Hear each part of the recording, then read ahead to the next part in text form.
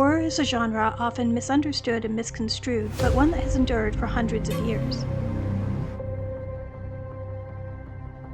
Join me as I explore historic literary horror and the writers and works that shaped the genre into what it is today.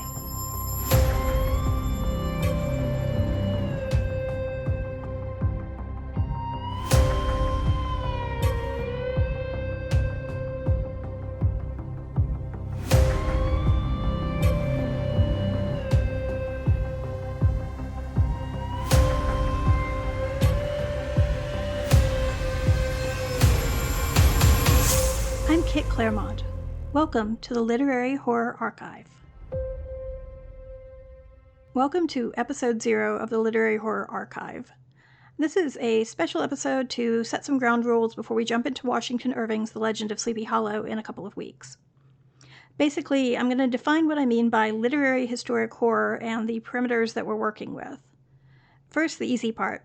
This podcast is going to focus solely on the written word. So that means short stories, novels, poems, maybe a few plays, but no films. I might eventually review horror movies elsewhere, but for this particular endeavor, it's going to be literature only.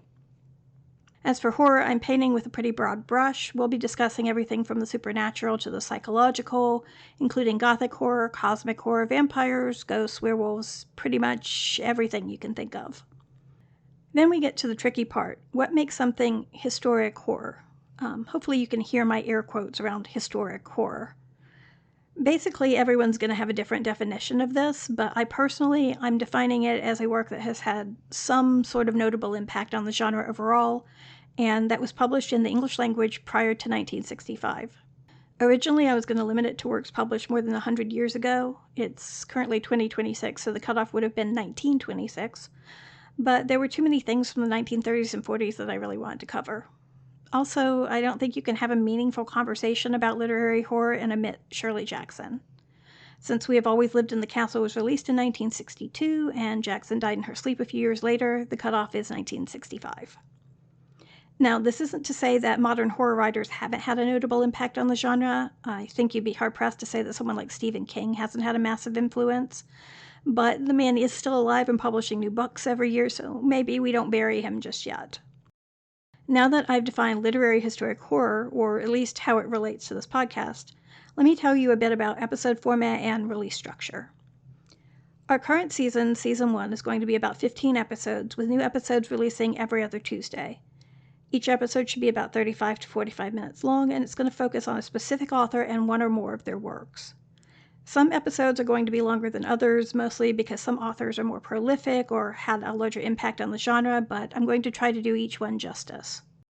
Also, the 13th episode of each season will be a special double episode centered around a particular cohort. That is, a group of writers who all knew each other and had some measure of influence on each other's work.